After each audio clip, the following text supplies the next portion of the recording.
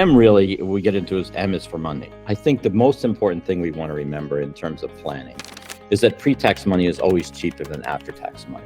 Now, what do I mean by that? If you run a business and you spend money within your business and it's a tax write-off, what you spend, it's pre-tax money, right?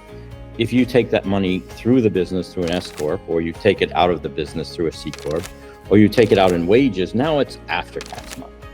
So the key is when you're doing your tax planning is to spend as much as possible as you possibly can on a pre-tax basis instead of an after-tax basis.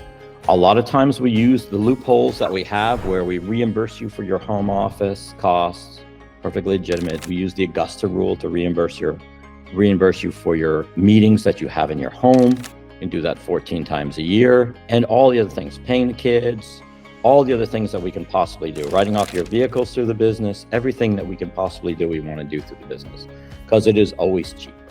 And depending on what your tax rate is, if you're making pretty decent money, and especially in California or some of the other high tax states, you could easily be looking at 40, 45, 46%, and sometimes as high as 48% of your profits being pulled out by the government.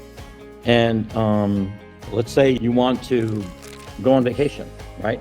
How to structure that vacation so that it's a business expense instead of a personal expense. Your money and how you spend it and how you separate it is really important, and justifying and having that proper documentation how you spend your money is very important.